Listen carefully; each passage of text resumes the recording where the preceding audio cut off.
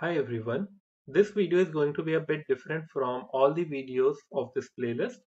Till now we were trying to capture or trying to understand different components which are present in an artificial neural network. We talked about convex decision boundaries, non-convex decision boundaries, optimizers, regularization, and also how to do a forward and back prop using something called as computational graphs. We will put all our understanding to test and see whether whatever we have learned till now is sufficient enough to answer few of the questions which you are usually asked in university exams or not.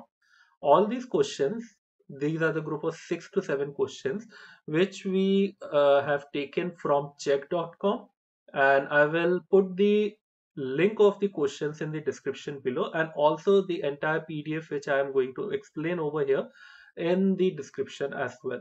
I will urge you to keep solving side by side as I am solving this question for better understanding of the concept.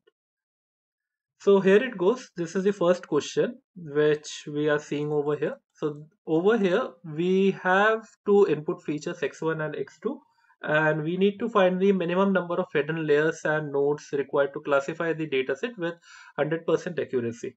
So this is just an exam question which actually came in the exam.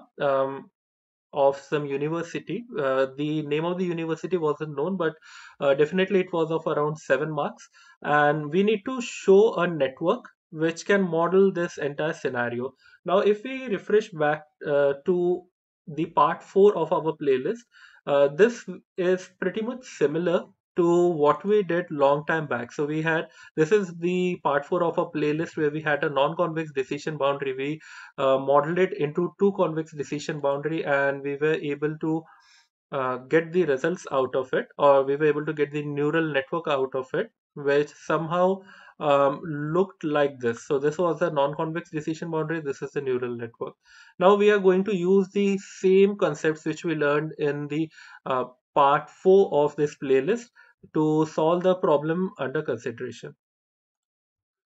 So we do this first by bifurcating the area into two parts, R1 and R2. This is R1, this is R2, because everything else is negative. Whatever inside of these two triangles is considered to be positive.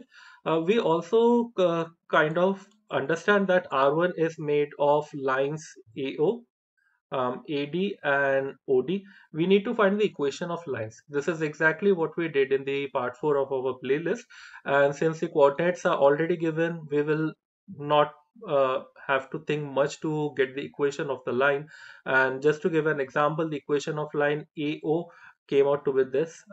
Similarly, AD is entirely x1 is equal to -2, and we had the equation of line OD as well.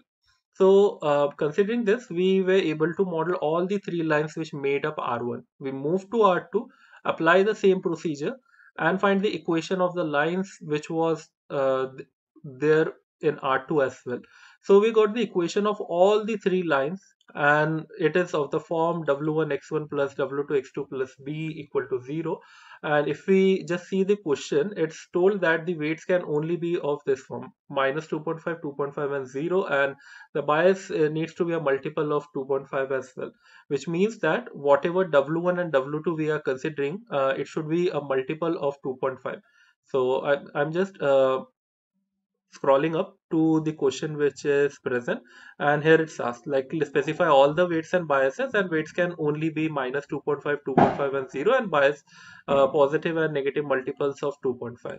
Now I scroll down to the question where I scale down the biases and the weights, and consequently we had the equation of lines. We had the lines and the corresponding equations over here. This is the scaled equation. This is the column having the scaled equation, and also this is the decision rule which is given in the question. It's exactly the same decision rule which we discussed in part 4 of this video as well.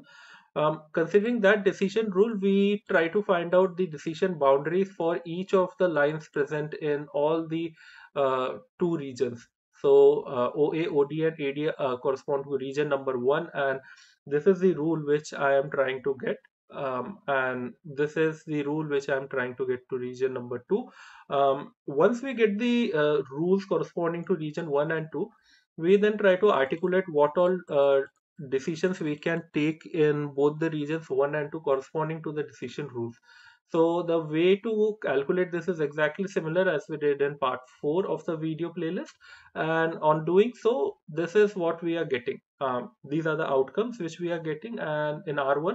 And since all these lines form the decision boundaries in R1, we don't care what decisions they are taking in R2, means what role they play in making decisions in R2. So simply we can make it as 0. And furthermore, since we know that the bias needs to be a multiple of 2.5, whatever outcome we are getting, and also the weights need to be like either 2.5 or minus 2.5 and 0.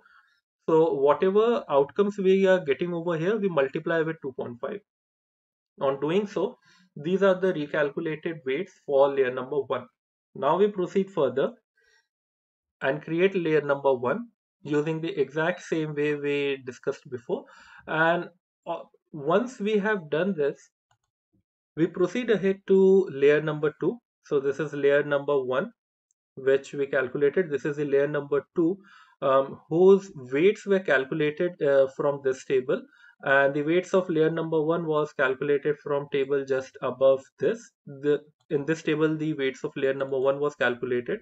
All these W1, W2, and B played an important role in forming the layer number 1.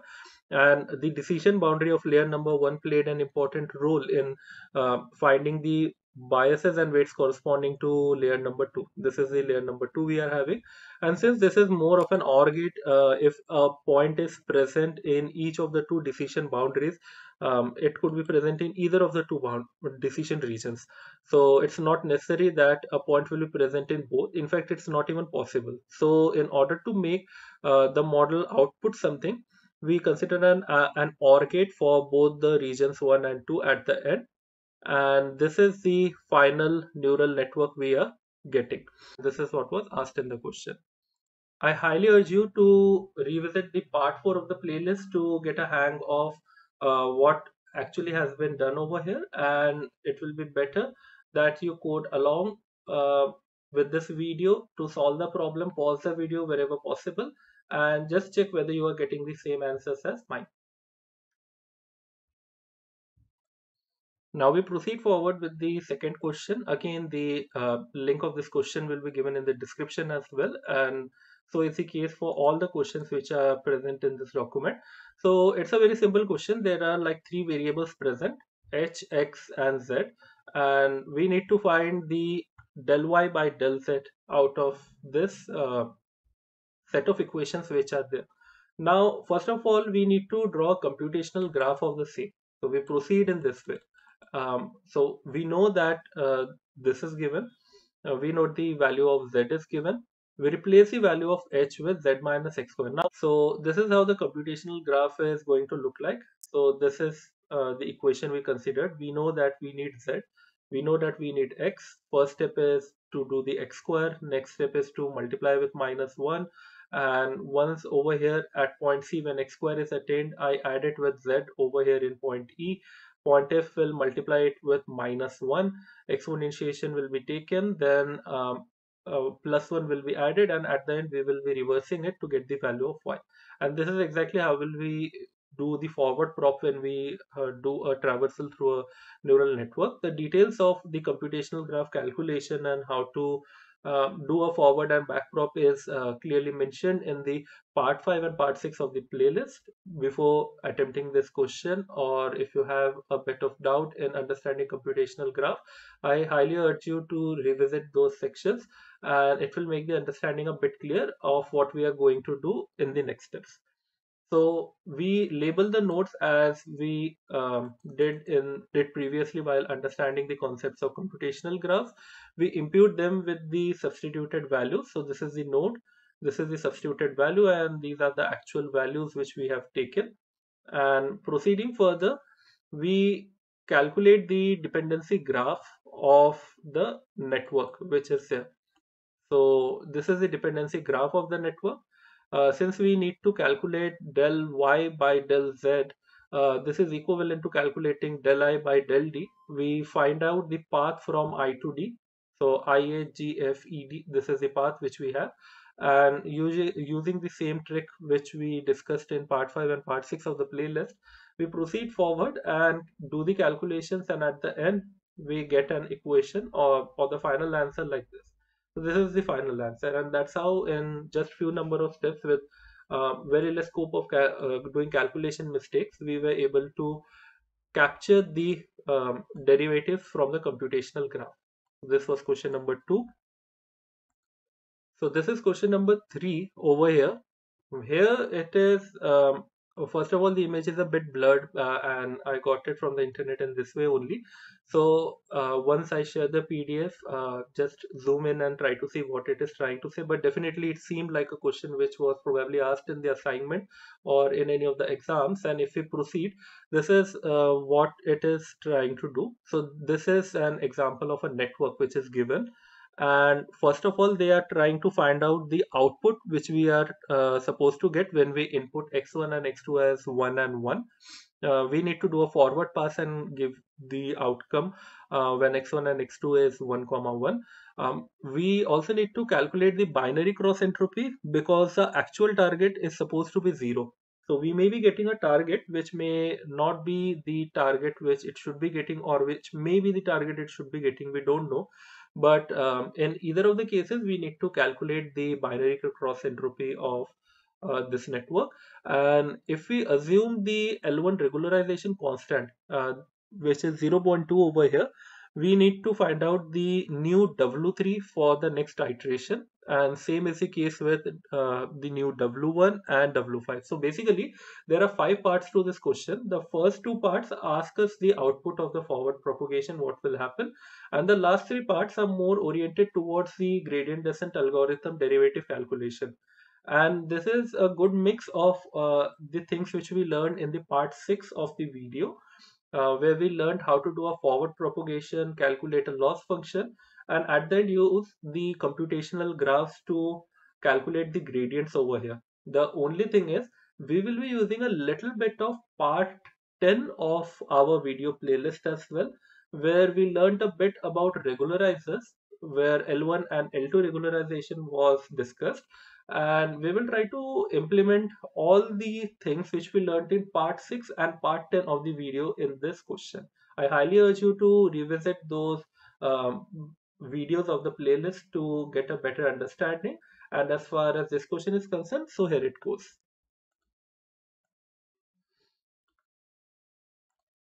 So this is the network which was given. The first thing is we do Z1. We calculate the Z1 over here, which is W1 X1 and W2 X2. As of now, we will consider everything in abstract terms. We are not going to substitute the value of W1, X1, W2 and X2. We just try to find out what happens over here. So this is what is happening over here. So this is the input to this hidden node where we are supposed to apply a ReLU activation function. So this is the input from the input layer to the only hidden node which we have. And on applying the ReLU activation function, this is supposed to be the output. So it is a bit conditioned, I should say. So if Z1 is less than equal to 0, it's 0. If it is positive, it's positive. The same Z1 is taken. So this is the ReLU activation function. And we calculate the outcome of Z2 as well, which is the input to the output layer. So x1 and x2 were input to the hidden layer, and whatever we will be calculating, this z2 is going to be the input to the output layer which we have. And this is pretty straightforward. We have w3, we multiply it with x1, write it over here. We have w4, we multiply with x2, write it over here.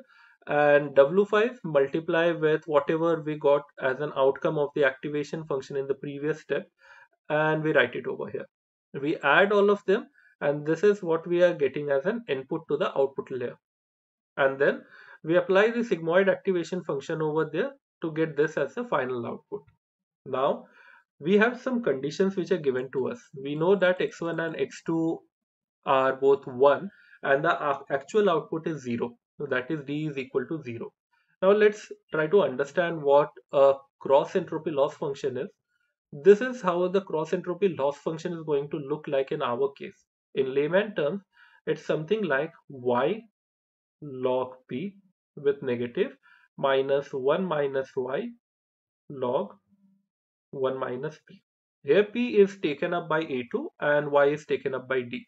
And we impute the value of 0 over here. So eventually we get log 1 minus a2 as a loss function.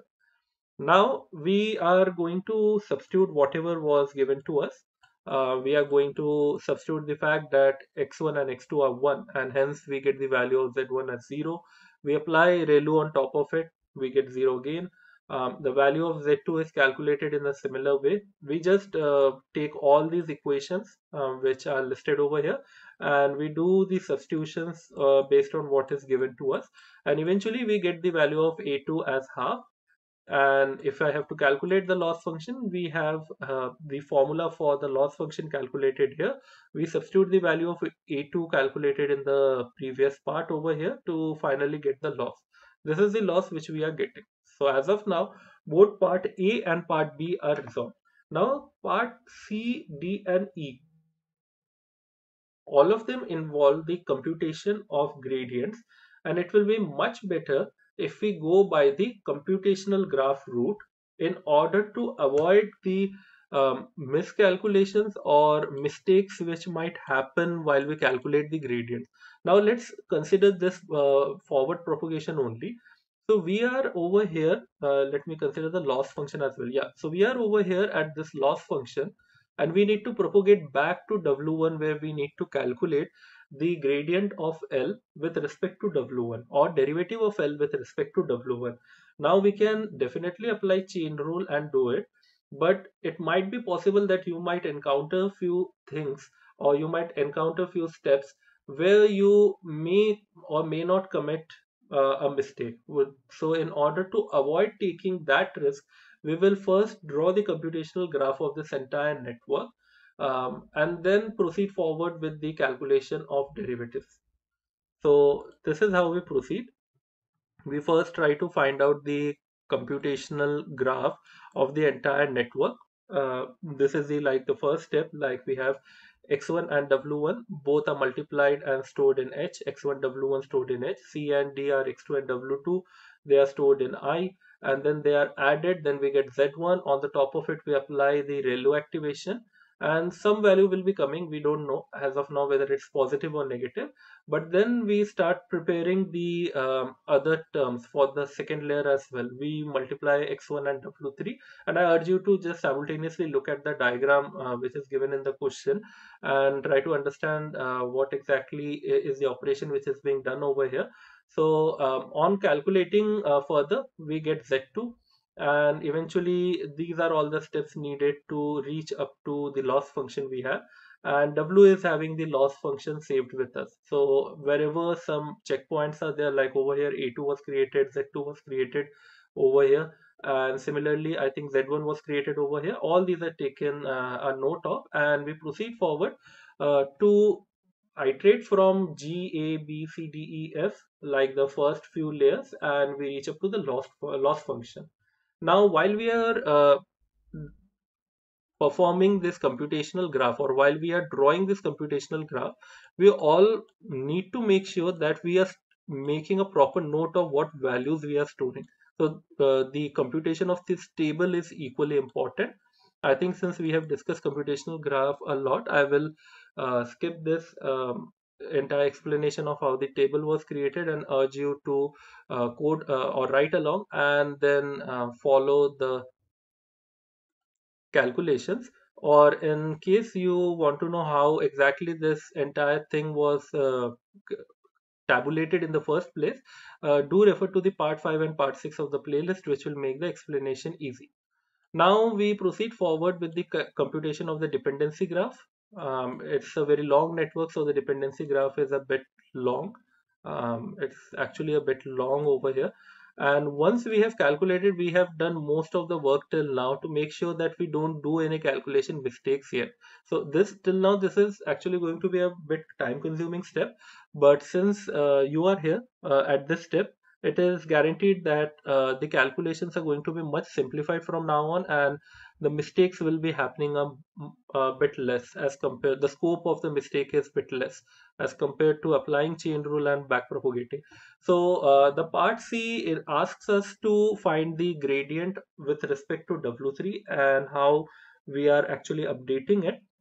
So we consider the weights, we consider the regularized loss function, which is nothing but the loss function plus alpha times mod W. So they asked for L1 regularization in part C. And then once we do the derivative of the regularized loss function, we need to calculate this del by del W3 LW. And this is alpha times signum W3, and alpha will be multiplied by 1 if W3 is greater than 0 and minus 1 otherwise. So we first try to find out this, if we have to calculate this del L by del W3 equivalent to the graph shown, what actually we are calculating. We are calculating this term del W by del E. The first thing is find the possible path from W to E. There is just one path, and use the trick we did before to calculate the entire derivative following kind of a chain rule where each function is nothing but a series of very simple functions to get to a result. We keep doing the derivative and eventually we get the derivative of W with respect to E as half. Now we proceed forward with the update rule, and the update rule says that we have to consider a regularized loss function. Solving it, this is what we are getting. So minus 1.09. Now we proceed further to the question number 2, where they have told to find the derivative of loss function with respect to W1. We proceed in the same way. We try to find the path from W to B, because del LW by del W1 translates to this. And since we have a regularized loss function, this is what we are aiming for in the gradient update of the gradient descent. So once the path is clear, we calculate the derivative successively and then uh, do the imputations from the table as we do usually, and at the end we end up with this. So this is the final outcome of W1 after we perform an entire update based on the gradient. So this is what was needed, and eventually we end up with 0.94. Now, and this happened because this derivative was 0. And if you look carefully, why the derivative was 0 is because that there was a ReLU function used as an activation over there, and that caused one of the derivative terms to be equal to 0, and hence the entire derivative came out to be 0. So we get eventually this 0.94 as the updated value of W1. Um, since I will be sharing this PDF or document with you, I urge you to just keep the document handy while you are viewing this video in order to understand better, because there are a lot of steps which are happening simultaneously. I'm explaining a bit less over here, assuming that you already have seen the previous 10 videos and you probably know a lot of things by now and will be able to solve a lot of complex problems with a little bit of guidance. I feel that I can skip a few steps just to save the time and to make this video a little bit less boring and cover only the important steps in the solutions which are done till now. We proceed in the same way. The only thing is, in the E part of the question, they asked about a chain regularization. They asked both L1 and L2 regularization to be done. So this is what they asked. So there was a loss function. They considered an L2 regularization and L1 regularization as well. And they asked for the gradient upgrade or update. It came out to be this. So we did the calculations in exactly the same way and we got the result. So this is what has happened. So the question was given to us where it was asked for a forward and backward propagation in first two parts. The first five part, the first and second part actually asked for a forward propagation and a loss. The last of the three parts actually asked for a backward propagation step. Even though you guys can definitely calculate it with the help of gradients, but I will highly urge you to follow this computational graph path, because at least for me it helps me in curbing the calculation mistakes which I frequently do while solving a lot of problems, and makes the understanding a bit easy, and it makes it easy to track the mistakes wherever possible. So it's up to you. So this is one of the ways in which I solve this problem. You can also solve the problem using the chain rule and of backward propagation, which is discussed a lot in theory. Now we proceed further with one more question. Again, this question is taken from Chegg. I will link the question in the description as well. And also just zoom in a bit to see what is being asked over here. It seemed to be an assignment or maybe a exam problem again. Um, so over here, it asked for four questions. Uh, in the first question, it asked for a training loss, then it asked for the gradient, and then it is asking for gradient updation based on two methods of momentum and Nesterov accelerated gradient descent. So this specific question is a combination of what we learned in part 6 of the playlist and part 9 and 8 of the playlist. So this is what is being asked over here. So let's proceed further and see how we are actually doing it. So this was the network which was given to us, a very simple network that was given, and we had just two training points as well. It's just an exam question, maybe that's why they gave just only two training points. Had it been a real life problem, there would be more training points as well. So this is the target probability which we are getting. So this is the probability which we are getting, and we need to find the cross entropy at time t, and also the checkpoints are also given, like the value of w1 and w2 are given. So if you see very carefully over here, I'm not distorting the image much. At iteration 5, this is the value which is given to us. At iteration 4, this is the value which is given. The learning rate is given over here, and the momentum is given over here. Now, for the first part, we need to find the loss at time t is equal to 5. So we need to pick up the value of W0 and W1 as it is given at time t is equal to 5, which is this. And even before that, this is the formula for the cross entropy loss which we write. We put up the summation sign, exactly the same as we had discussed in a question previously.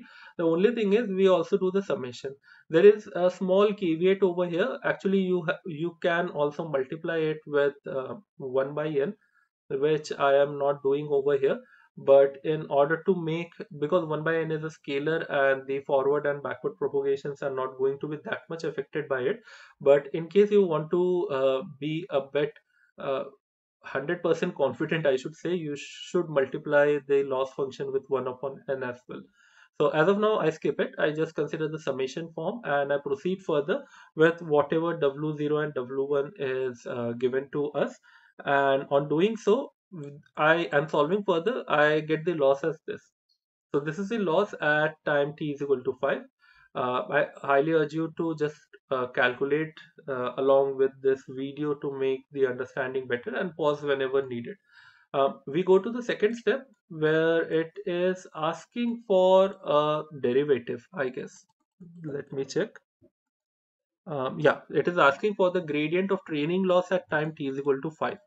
So for that, we first of all find what the generic formula for loss is, because the gradient will be in the form of W0 and W1. We try to find the generic formula of loss as defined over here. This is what we calculated using the formula for cross entropy we used, and eventually we came up with this general formula for loss. And since we have to calculate the gradient, you can definitely do this by applying a chain rule and solving it. But in order to make sure that people like me who do a lot of calculation mistakes don't do a calculation mistake in exam, I solve it with the help of computational graph again. The entire loss function is modeled in the form of a computational graph, in the way it is taking the entire root, and then I do the calculations, and I'm getting something like this. This is the value of gradient I'm getting. Just keep checking the PDF which I am sharing just to match whether you are getting the same results as mine. This is the gradient which I am getting at time t is equal to 5.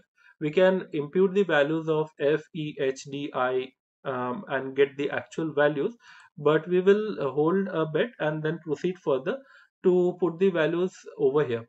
So we will put the value of W naught as -1, W1 as 1, and substitute it with the values of F and H from the table which we had. So we calculated the value of F and H from this table.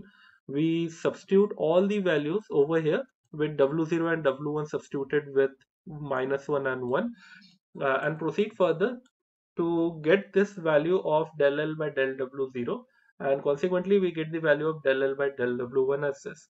Now we proceed further a bit to calculate the C part of the question. This is the C part, not the sixth. So on calculating the C part, we have to follow the momentum based updation rule, and this is what we discussed in the part 8 of the playlist pretty clearly, how the momentum based updation works. We need to calculate this delta first and also the gradient. The form is actually calculated over here for t is equal to 5. Delta W5 is W5 minus W4. All the value of W5 and W4 were given. We just need to subtract it and get the result, and then we proceed further to get the gradients at t is equal to 5, which we just calculated a step before. And on doing so, we just plug everything into the formula, and this is what we are getting. Also, the value of beta and eta were given in the question as 0.75 and 0.25, and eventually we get the result which is this. And secondly, for the D part, we proceed with the Nestero's accelerating gradient. Again, pretty much discussed in the part 8 of the playlist. Just use the formula which is given, and then on solving this is the final result I am getting. We proceed to question number 6. This is again one of the questions asked in the university exams. The link I will share in the description as well. That is asking actually for the weights W1 and W2 after convergence, and also back propagation is used. And if you see carefully the type of gate which is being modeled, it is the XOR gate which they are trying to model. Like if both the terms are 0, the target output is 0. Both the terms are 1, the target output is 0. Either of them is 1, the target output is 1. Now the first thing when they are asked about back propagation, as they asked in the part A of the question, is to see what loss function we need to consider. So over here they have clearly mentioned that we have to consider the sum of square error loss function. It makes, even though in a classification this is not the right choice of metric, but for understanding purpose, maybe in this question they put forward the sum of square error so that calculations are easy and people can understand the concepts in a better way. So we do as we are told, we try to write the loss function over here and do the back propagation, but for that we have to calculate the gradient. We don't need a computational graph over here because the loss function is pretty simple, and I think you can easily calculate the gradients without any without doing any calculation mistakes at all. And on solving it, we get the value of W1 and W2 as 1 by 3.33. Now we need to find out whether it is a minima or not. For that, we calculate the Hessian and the corresponding eigenvalues corresponding to the Hessian matrix. Both of them come out to be positive, and we have a positive definite matrix. This will show that both W1 and W2 are local minima with respect to the loss function under consideration. So we have a convex loss function which is quadratic in nature, and it gives us a local minima. Now if I have to perform a batch gradient descent, it will converge. That's what we discussed in the part 2 when we were discussing about the perceptron convergence theorem. Just we have to remember the perceptrons convergence theorem, not use it in any of the problem. And then we proceed forward with the B part where it is, let me check what was asked. In B part, it was asked the nature of the loss function and the value of learning rate, which leads to convergence in least number of iterations. So this is exactly the derivation we did in the part 7 of the video, where we used a Taylor's approximation, but over there we had to assume specifically that in a given bounded region the loss function takes the quadratic form. Here it is already given in the question, so we don't have to consider anything beyond degree 2 anyways in this question, and we considered the Taylor approximation till degree 2, and we say that if we start at wk, or if we are at wk and we need to reach wk plus 1, what learning rate we need to capture. We consider the gradient updation rule. That's what is told to us. We put it over there, and to find the learning rate, because that's unknown, we do the derivative with respect to eta. We solve a bit exactly the same derivation from part 8 of this video, and part 7 I should say of this video, and then eventually we get our result, which is this. The maximum eigenvalue was 6, and this is the optimal learning rate which we need, which is 1 by 6.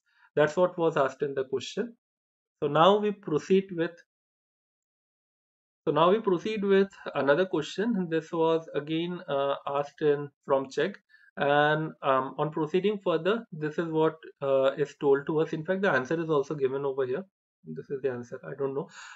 So we are told that given this network, we have to find out with x1 and x2 as 1 comma 1, what is the output y1 and y2 we are getting, and also we need to calculate the z1 and z2 from the previous step.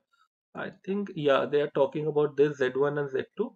And based on that, we need to calculate all these things which are there in this computational graph, which they were able to draw. So we start solving the question and do the forward propagation step, and eventually at the end we get the answer as expected, and that matches with the answer which was given in the question as well. We move forward with the computational graph step. Over here, all the nodes, we do it in our own way in which we have learned. Just that we need to take care of where exactly we need to calculate the derivative, which will be a bit clear.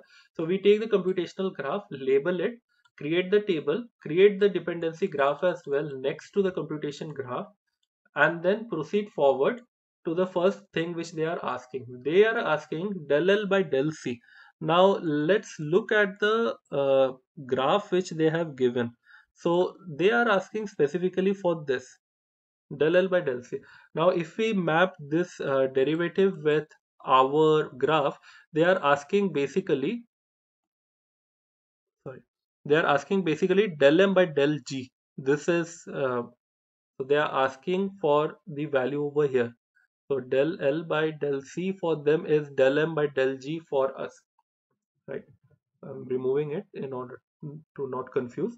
Now what we do is we proceed with finding the path from M to G, which is MKIG, and using the trick which we usually do, like MKIG, we put del in front of each of the terms and then copy the successive term in the denominator.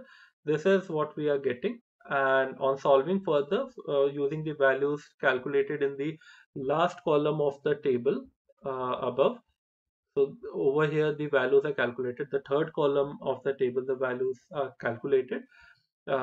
This is what we are getting, del M by del G. Likewise, for computing del L by del D, this is what they wanted. We map it to the term which we need to calculate from our graph, and then we say that this derivative is 0, right? So we do it for all the components. There are cases where we need to take the advantage of the dependency graph over here. I'm just discussing one small scenario where they ask for del L by del A, which translate to del M by del C in our case. Now I will show you the dependency graph and try to find the path from M to C. So if I start from M, I can iterate. I get C over here, I get C over here, I get C over here. There are three paths, or there are 3 points where we are getting C. So definitely there are three paths available.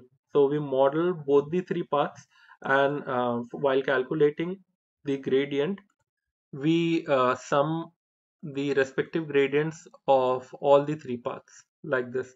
We proceed further, and eventually we get a solution, which is this. We do the same for del M by del D, which is del L by del B. So these derivatives, like which we are calculating right now, are the derivatives corresponding to weights in the initial layers. So this was the first layer, this second, the third. This is the computational graph we are talking about. So From here we have to go till here.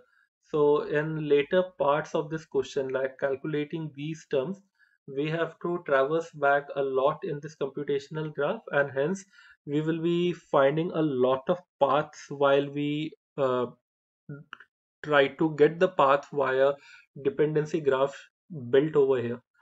So this is what we get. We do the same for all the components, and eventually we are able to solve most of the derivatives from this question.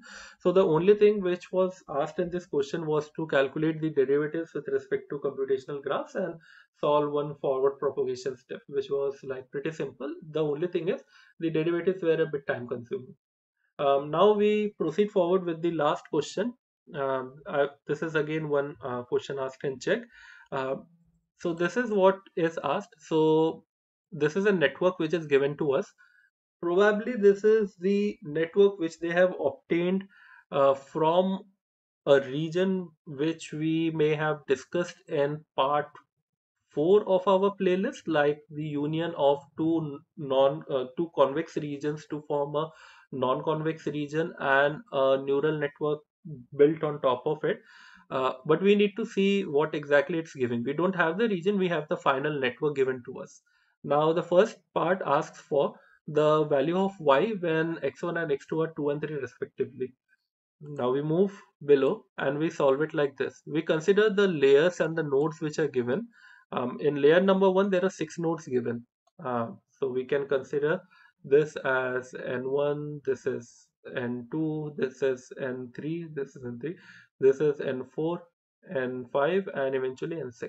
At each of the nodes, what exactly is going as an input and what output we are getting, we write it. Output we are getting by comparing it with the thresholds which are there in the form of bias inside the node.